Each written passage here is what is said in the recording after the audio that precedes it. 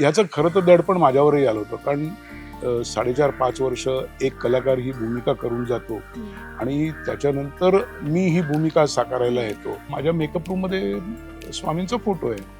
तर मी ही फोटो पुढे उभा राहिलो आणि म्हटलं, की तुमची इच्छा नाहीये का, की मला सांस्कृतिक कला दर्पणचा सर्वोत्कृष्ट सहाय्यक अभिनेता म्हणून पुरस्कार मिळाला आणि ती भूमिका होती औरंगजेबाची. तिथे औरंगजेब आणि इथे स्वामी महाराज. बरं लोकांनाही माहिती असतं, की अरे त्या सिरियलमध्ये पण हेच घडतंय, इथे पण हेच घडतंय, दुसरा चॅनल लावला तिथेही तेच घडतंय. संपूर्ण ही वास्तूच ही भारावलेली आहे, स्वामीमय झालेली आहे.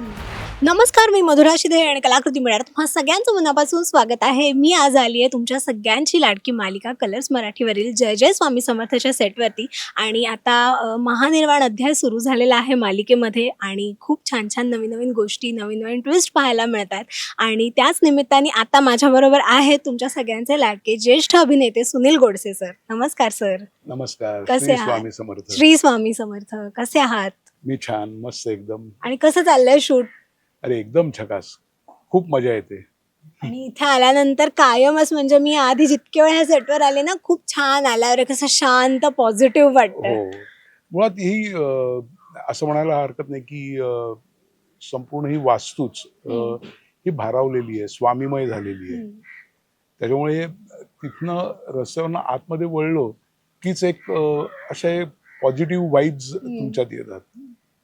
आणि इथे तुम्ही बघू शकता सगळीकडे इथे छान फुलांच्या माळा लावलेल्या आहेत आणि आम्ही ज्या ठिकाणी खरं तर बसलेलो आहोत तो स्वामींचा मठ तुम्हाला जो दिसतो कायम, तिथे आज आम्ही बसलेलो आहोत. तर मला वाटतं की ही जागा पण खूप खास आहे ना? हो, नक्कीच. ही जागा खूपच खास आहे. कारण स्वामीस्थान म्हणून मालिकेमध्ये या जागेचं वर्णन केलं गेलेलं आहे. आणि जेव्हा काही महत्त्वाच्या गोष्टी सांगायच्या असतात किंवा काही घडणार असतं, त्यावेळेस स्वामी इथे येऊन बसतात आणि मग त्या गोष्टी त्यांच्या सेवेकऱ्यांना आणि शिष्यांना ते सांगत असतात, की काय होणार आहे, कसं होणार आहे. काय होणार आहे म्हणण्यापेक्षा ते सूचक माहिती देतात. आणि मालिका खरं तर खूप आधीपासून सुरूच आहे आणि हो. खूप नवीन नवीन गोष्टी त्याच्यामधून कायमच दर भागामध्ये काहीतरी वेगळं पाहायला मिळतं. हो. आणि आता जो अध्याय सुरू झालेला आहे तो सुद्धा खूप इंटरेस्टिंग आहे. लोकांचा खूप छान प्रतिसाद मिळतोय. तर धन्यवाद. मला तुमच्याकडून ऐकायला आवडेल की कशा पद्धतीने शूट सुरू आहे सध्या आणि काय पहिला दिवस आठवतोय ह्या सेटवरचा? हो, पहिलाच दिवस म्हणजे त्या दिवशी मी इथे आलो आणि शूट करायचं होतं. त्यांना प्रोमो शूट करायचा होता आणि तो प्रोमो ॲक्च्युअली त्यांना रिलीज करायचा होता.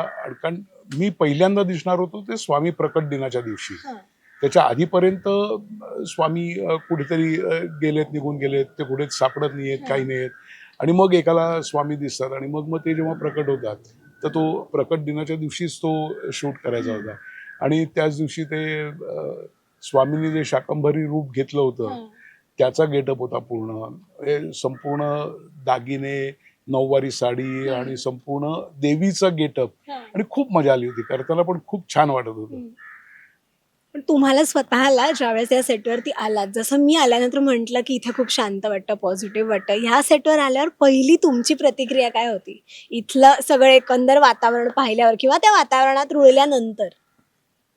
रुळायला काही प्रश्नच नव्हता, कारण ही वास्तूच अशी आहे की आलेला माणूस रुळतोच. पण मी ज्या दिवशी आलो त्या दिवशी मला असं खरंच जाणवलं, की अरे मला अर्थात ही स्वामींचीच इच्छा होती की मी हा रोल करावा. आणि त्यामुळे इथे आल्यानंतर खूप समाधान वाटलं, की अरे स्वामींचा रोल मला करायला मिळतोय. एवढी भाग्याची गोष्ट आहे. आणि त्यांच्या इच्छा आणि आदेशाशिवाय काही होऊच शकत नाही. खऱ्या आयुष्यामध्ये तुम्हाला असे कधी अनुभव आलेत पण स्वामींकडून? किंवा असं म्हणतात की स्वामी प्रत्येक भक्ताला काही ना काही एक छान अनुभव किंवा एक आठवण देत असतात. मी आधीचं नाही सांगणार फार, पण आता रिसेंट सांगेन मी काय झालं होतं. मी राहतो ठाण्याला ओके. आणि रोज ठाण्याहून अपडाऊन करायचं म्हणजे हे खूपच जिकिरीचं काम होतं. म्हणजे जाण्या येण्यातच माझे 5-1 तास वाया जायचे. मग झोप धड नाही आणि मग ते कुठेतरी मरगळ सतत राहून जाते. कारण विश्रांतीच नाही मिळाली तर काय करणार? कारण आल्यानंतर 12 तास काम करायचं आपल्याला इथे. आणि मी इथे मडमध्ये जागा शोधत होतो, की बऱ्याच जागा बघितल्या. जी पसंत पडत होती ती दुसऱ्याच कोणाला तरी दिली गेलेली होती आणि असंच खूप शोधाशोध केली. जवळजवळ महिनाभर मी जागाच शोधत होतो. आणि माझ्या मेकअप रूममध्ये स्वामींचा फोटो आहे. तर मी फोटो पुढे उभा राहिलो आणि म्हटलं, की तुमची इच्छा नाहीये का, आणि लिटरली 4 दिवसात मला जागा मिळाली. म्हणजे 4 दिवसात मी राहायला आलो तिकडे. त्यामुळे आता मी सध्या मडमध्येच राहतोय. अरे वा. त्यामुळे अक्षरशः माझ्या घरापासून इथे मी 5व्या मिनिटाला सेटवर असतो. त्यामुळे झोप छान मिळते, कामही छान करता येतं, खूप छान वाटतं त्याच्यामुळे. क्या बात आहे. तुम्ही आजवर खरं तर वेगवेगळ्या भूमिकांमधून, मालिकांमधून प्रेक्षकांची मनं जिंकलेलीच आहेत.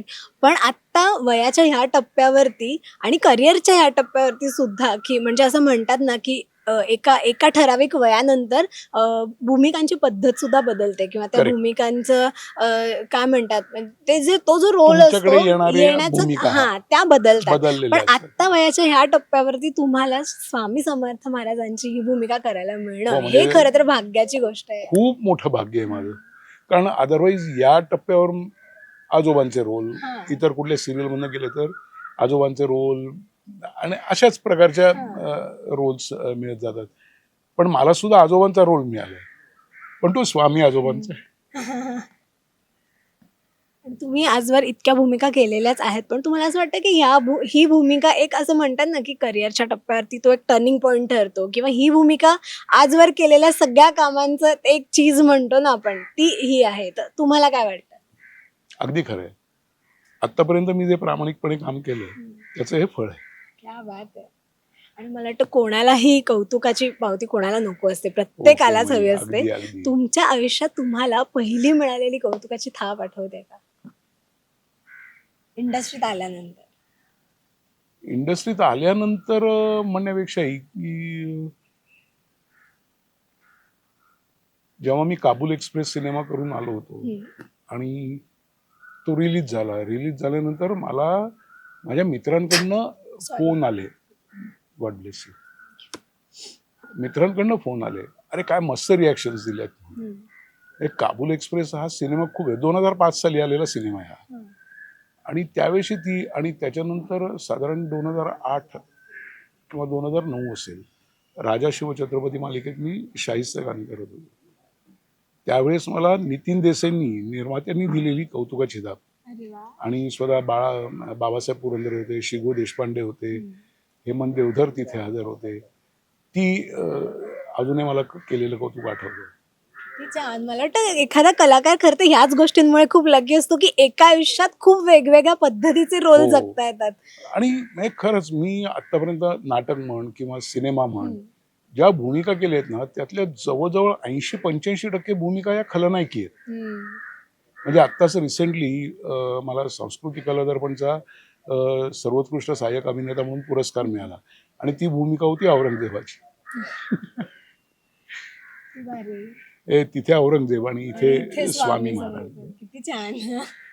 त्यामुळे एक कलाकार म्हणून मी खूप समाधानी आहे की मला अनंत प्रकारच्या भूमिका करायला मिळाल्या. खास करून निगेटिव्हच जास्त आल्या, पण पॉझिटिव्ह सुद्धा केल्या, पण जास्त निगेटिव्ह. खलनायक जास्त.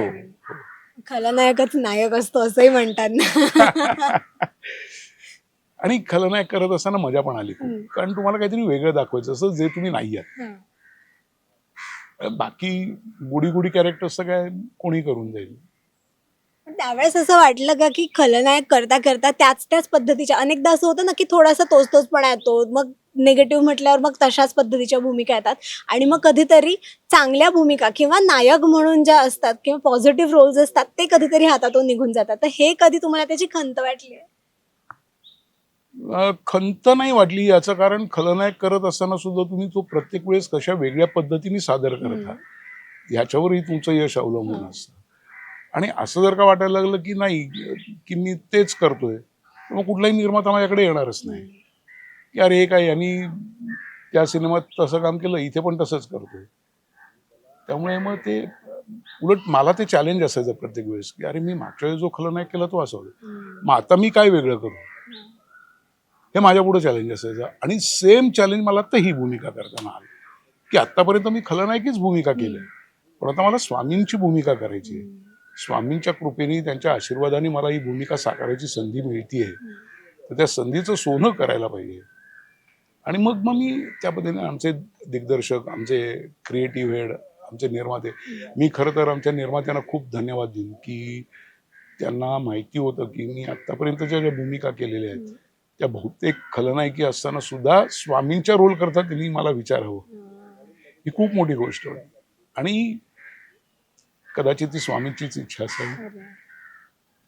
ही भूमिका पाहिल्यानंतर प्रेक्षकांनाही खूप छान वाटलं आणि ह्या नव्या अध्यायाला खूप छान प्रतिसाद मिळतोय. थँक्यू. पण तुम्हाला काय काय प्रतिक्रिया आल्या, म्हणजे जसं तुम्ही आत्ता म्हणालात की आतापर्यंत खलनायकच केलेला आहे, तर त्या भूमिकेत बघणाऱ्या प्रेक्षकांसाठी तो एक सुखद धक्का असेल की अरे आता नक्कीच. आता ह्या एका नवीन छान भूमिकेत. हो. याचं खरं तर दडपण माझ्यावरही आलं होतं, कारण 4.5-5 वर्ष एक कलाकार ही भूमिका करून जातो आणि त्याच्यानंतर मी ही भूमिका साकारायला येतो. त्यावेळेस मला असं वाटलंच नव्हतं की लोक मला एवढ्या पटकन स्वीकारतील. मी धरून चाललो होतो की एक 3-4 महिन्यांचा काळ जाईल लोकांना मला स्वीकारायला. पण सुदैवाने आणि स्वामींच्या कृपेने मला महिन्याभरातच खूप पॉझिटिव्ह रिप्लाय आले. म्हणजे प्रेक्षक की अरे खूप छान काम होतंय, म्हणजे आम्हाला असं जाणवतच नाहीये की नवीन कोणीतरी स्वामी आले आहेत. आणि म्हणजे मित्र तर कौतुक करणं ही तर अतिशय स्वाभाविक गोष्ट होती. पण सोशल मीडिया म्हणजे फेसबुक म्हणा, इन्स्टा म्हणा, याच्यावरनं ज्या मला रिॲक्शन्स मिळाल्या आहेत त्या खूप पॉझिटिव्ह आणि खूप छान होत्या. म्हणजे असंही झालं की सुरुवातीचे एक आठवडा 15 दिवस असंही झालं की इन्स्टावर मी बघत होतो, फॉलो करत होतो मी इन्स्टा पेज. तर त्याच्यावर यायचं आम्हाला ते जुनेच स्वामी आवडतात, त्यांनाच परत आणा ना, असं. म्हणजे ज्या कमेंट्स असायच्या त्याच्यात 1-2 कमेंट तरी अशा असायच्या. म्हटलं ठीक आहे, लोकांना अजून ऍक्सेप्ट करायला भावना वेळ असतात. लागेल. हो. आणि एखाद्या व्यक्तीशी आपण जेव्हा जोडले जातो, तो ती भूमिका स्वीकार करत असताना, तर इट इज बट नॅचरल. मी अपेक्षा करणं 8-10 दिवसात हे केव्हाही चुकीचं होतं. त्यामुळे मी म्हणत होतो ओके ठीक आहे, स्वामी आहेत ते बघतील सगळं. आणि लिटरली 10-15 दिवसानंतर त्या कमेंट्स सुद्धा बंद झाल्या. हे केवढं मोठं आहे ना की लोकांनी ऍक्सेप्ट केलं. म्हणजे जे ओळखीचे नाही आहेत तेही कोणाकोणाकडनं नंबर घेऊन मेसेज करतात. फोन तर उचलूच शकत नाही, कारण मी मेकअप रूम मधनं कधी बाहेर फोनच आणत नाही. त्याच्यामुळे मग आलेल्या मेसेजेसना उत्तर द्यायचं की धन्यवाद, आपला आभारी आहे. आणि मालिकेने आता नुकताच 1800 भागांचा टप्पा सुद्धा पूर्ण केलेला आहे आणि मला वाटतं सध्या ना टेलिव्हिजनला इतकी चॅनल्स आणि इतक्या नवीन नवीन मालिका येत आहेत. त्या सगळ्या मालिकांमधून त्या सगळ्या एपिसोड्समध्ये आपल्या मालिकेने 1800 भाग पूर्ण करणं ही खरंच खूप मोठी गोष्ट आहे. खूप मोठी गोष्ट आहे. कारण म्हणजे आता आपण जर का बघत असलो ना, याचं एक प्रमुख कारण मला असं वाटतं की लोकांना त्याच गोष्टी बघून कंटाळा आला असेल. आणि मग इथे निदान गोष्टी वेगळ्या असतात, काहीतरी शिकायला मिळतं आणि भक्तिभाव जोपासला जातो. ह्या ज्या गोष्टी आहेत ह्या बाकीच्या कुठल्याही सिरियलमधनं दाखवल्या जात नाही. त्याच्यामुळे हे ह्या सिरियलचं खूप मोठं यश आहे 1800 भाग पूर्ण करणं. तुम्ही मालिकांमध्ये बरंच काम केलेलं आहे, तर मालिकांचं ना आता खूप गणितं बदलली आहेत किंवा मालिकांची कथानकं बदलली आहेत, विषय बदललेले आहेत. तर मला तुम्हाला विचारायचं आहे की आत्ताच्या काळामध्ये डेली सोप्स करणं हे तुम्हाला एक सगळ्यात मोठं चॅलेंज वाटतं का? की तुम्ही ज्या काळामध्ये काम करत आलेलं आहात आजवर, तर तेव्हाचं जे सगळं होतं मालिकांचं प्रस्थ म्हणा किंवा आणि आताचं जे आहे. नक्कीच वाटतं, कारण हे खूप चॅलेंजिंग आहे आता की तुम्ही लोकांना होल्ड करू शकणं. बरं, लोकांनाही माहिती असतं की अरे त्या सिरियलमध्ये पण हेच घडतंय, इथे पण हेच घडतंय, दुसरा चॅनल लावला तिथेही तेच घडतंय. आणि त्या सगळ्या धकाधकीच्या डेली सोपमध्ये तुम्ही लोकांना होल्ड करणं हे फक्त तुम्ही तुमच्या अभिनय आणि कामानेच करू शकता. दुसरं काही नसतं. लोक जेव्हा होल्ड होतात तेव्हा तुम्ही जर का काम चांगलं करत असाल तरच होतं, नाही तर नाही होत. लोक लगेच चॅनल बदलतात.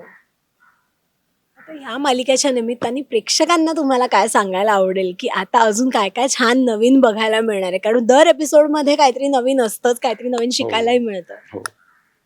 मला हेच सांगायचं की तुम्ही आमच्यावर आतापर्यंत उदंड प्रेम केलं, खूप प्रोत्साहन दिलं, असंच यापुढेही देत राहा. कारण तुमचं प्रेम आणि तुमचं प्रोत्साहन हीच आमच्याकरता ऊर्जा असते चांगलं काम करून दाखवण्यासाठीची. क्या बात आहे. आणि ना जेव्हा एखादी काय म्हणतो आपण आता हे आध्यात्मिक आहे हे सगळं, आणि जेव्हा अशा पद्धतीची भूमिका एखादा कलाकार साकारतो तर तेव्हा त्यांच्यावरती एक ही सुद्धा जबाबदारी आणि दडपण या दोन्ही गोष्टी असतात की काय टाळायचं आणि काय पाळायचं. तर ह्या भूमिकेच्या निमित्ताने तुम्हाला असं काय वाटतं, कारण लोकांच्या खूप भावना जोडलेल्या असतात त्या भूमिकेशी, कारण खरी भूमिका आहे. जे तू विचारलंस ते 100% खरं आहे. कारण तुम्हाला ती जबाबदारी तुम्ही घेतलेली आहेत ना, मग ती निभावा. आणि तुम्हाला पथ्य पण पाळावी लागतात. तुम्ही 4 चौघांच्यात कसं वागायचं, कसं बोलायचं, या गोष्टी तुम्हाला खूप सांभाळाव्या लागतात, कारण त्यांच्या भावना त्याच्याशी निगडीत असतात. तुम्ही मी करीन नाही, तुम्ही त्यांच्या भावनांशी आणि श्रद्धेशी खेळू नका. या भूमिकेनंतर तुम्हाला असं काय वाटलं की हे आता नाही करता येणार, किंवा हे पाळलं पाहिजे, किंवा हे टाळलं पाहिजे, किंवा इथे सेटवरती काय गोष्टी पाळल्या जातात कटाक्षाने? सेटवर कटाक्षाने पाळलं जातं ते पावित्र्य आणि मांगल्य, की जे पाळलं गेलंच पाहिजे. हे ठीक आहे, बंकस करत असताना एकमेकांची थट्टा मस्करी तीही आम्ही करत असतो, नाही असं नाही. कारण मग अदरवाईज ते काम करणं पण खूप कठीण होऊन बसतं, की सतत आपलं नाही त्या भूमिकेतच राहायचं. तर नाही, मला स्वतःला ते पटत नाही. तुमचा तो सीन झाला, मग आम्ही थट्टा मस्करी गंमत जम्मत खूप करतो. आमची ती कपिला म्हणून जी आहे, ती तुम्ही सिरियलमध्ये बघितलं असेल, ती ऑनस्क्रीन आणि ऑफस्क्रीन खूप वेगळी आहे. एवढी ती धमाल करत असते सेटवर, आणि आम्ही एन्जॉय करतो काम खऱ्या अर्थाने. नाहीतर मग 12 तास काम करणं खूप कठीण होऊन जातं. साचेबद्ध काम झालं ना की मग मजा नाही येत.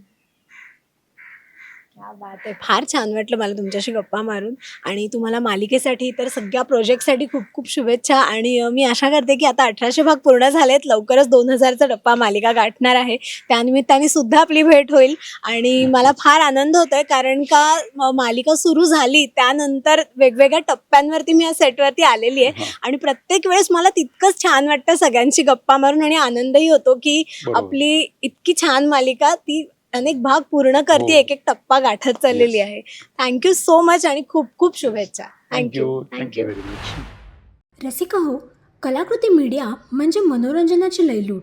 मनोरंजन क्षेत्रातील किस्से व घडामोडींचा आस्वाद घेण्यासाठी कलाकृती मीडिया या यूट्यूब चॅनलला सबस्क्राईब करा आणि व्हिडिओ लाईक करा.